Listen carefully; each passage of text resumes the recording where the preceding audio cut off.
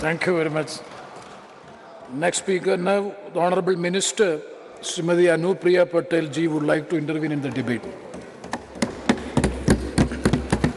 धन्यवाद सभापति महोदय।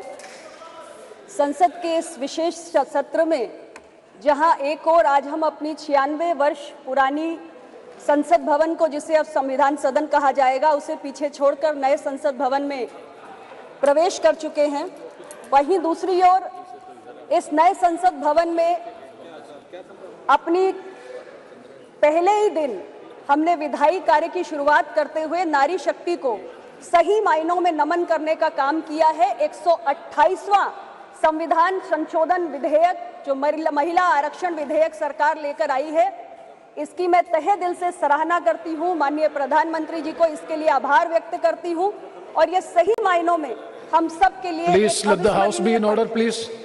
प्लीज सभापति महोदय, भारत दुनिया का सबसे ज्यादा आबादी वाला देश है और 142 करोड़ की आबादी में 70 करोड़ की आबादी महिलाओं की है।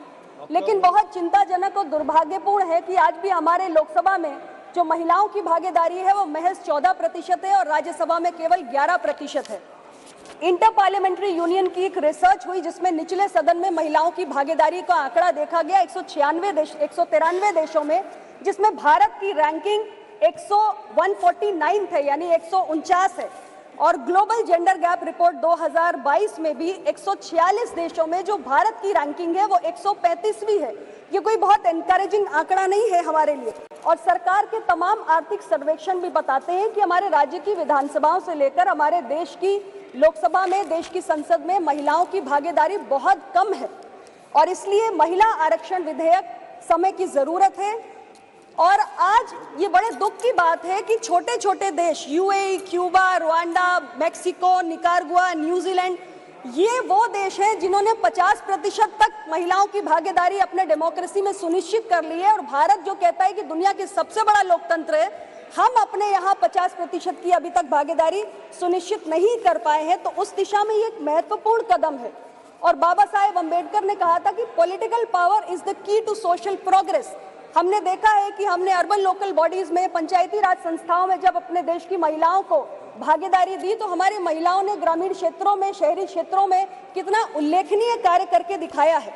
और जहां तक मोदी जी की सरकार की बात है तो हमारी सरकार विमेन लेड डेवलपमेंट की बात करती है, यानी कि महिलाएं आगे बढ़ के कैसे देश का नेतृत्व करें, इसकी बात हम करते हैं। तो इसलिए जरूरी है कि जो टॉप मोस्ट डिसीजन मेकिंग है हमारे देश के अंदर, हमारे लेजिस्लेटिव प्रोसेस में और हमारे इंस्टीट्यूशंस में हमारी महिलाओं को लाना बेहद जरूरी है। और उस दृष्टि से ये बिल बहुत ही महत्वपूर्ण है। अध्यक्ष जी, ये बिल नया नहीं है, ये बिल पुराना है, इसका इतिहास 27 वर्ष लंबा है। हमने देखा कि 1996 में सबसे पहले एच.डी. देवेगौड़ा जी की सरकार इस बिल को लेकर आई थी और उसके बाद तमाम लोगों ने प्रयास किए, तमाम पार्टीज ने, सरकारों ने। 97, 98, 99, 2003 में वाजपेयी जी की एनडीए की सरकार ने प्रयास किया।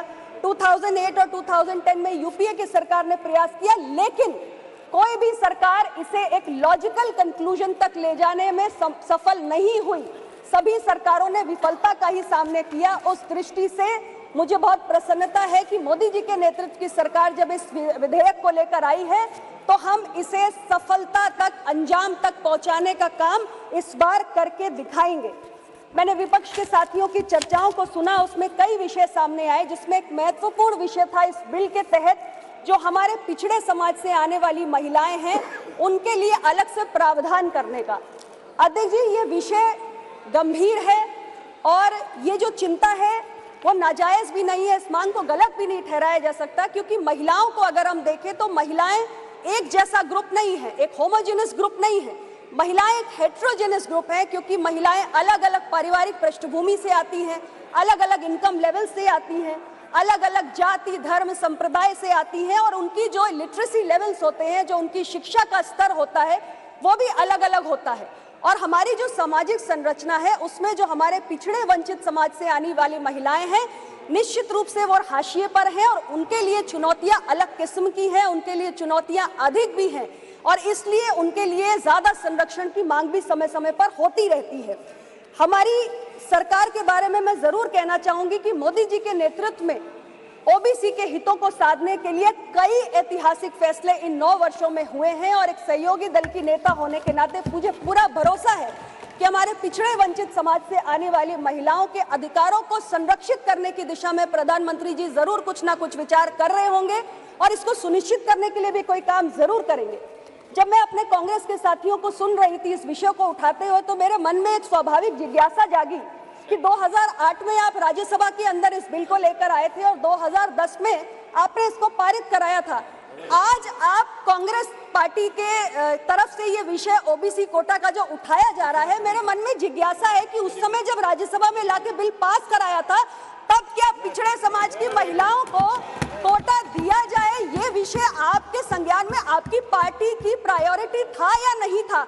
और अगर उस वक्त आपकी पार्टी की प्रायोरिटी नहीं था तो आज जब मोदी जी की सरकार ये बिल लाई है और ये बिल पास होगा क्योंकि संख्या बल इस किस्म का है, तो क्या ये नया ख्याल अभी अभी आया है?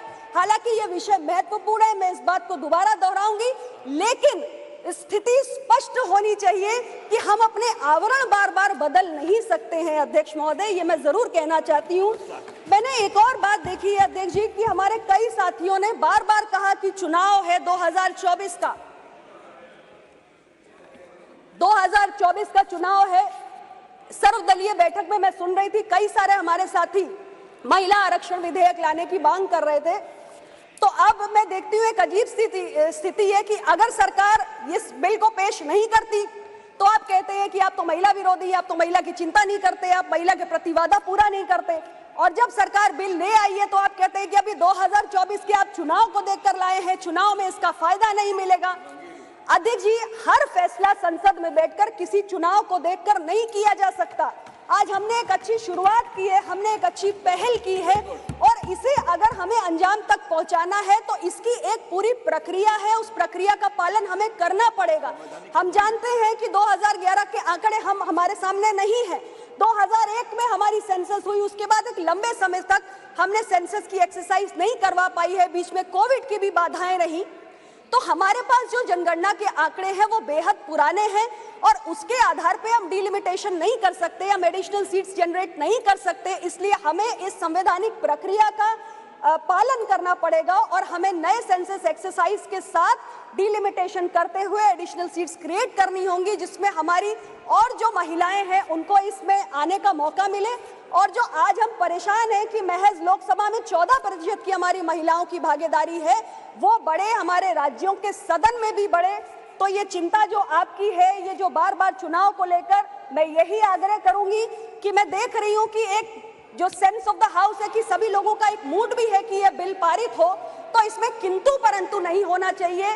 यह बिल स्वागत योग्य है, इसको लेकर आपकी कुछ आपत्तियां हो सकती हैं, सरकार उनका ध्यान भी रखेगी और इसको हम खुले दिल से स्वीकार करते हुए बिना किसी किंतु परंतु के इसको आगे बढ़ाएं, इसको आगे लेकर जाएं और बाकी सारे जो सेंसस को लेकर या डिलिमिटेशन को लेकर आपकी चिंताएं हैं उसके आप त्याग दीजिए, सरकार इसकी चिंता कर लेगी। आपने मुझे समय दिया, मैं बहुत बहुत आभारी हूं और इस बिल को लाने के लिए पुनः मैं अपने देश के प्रधानमंत्री, हमारे सरकार के मुखिया माननीय श्री नरेंद्र मोदी जी को हृदय से आभार व्यक्त करता हूं। धन्यवाद। धन्यवाद।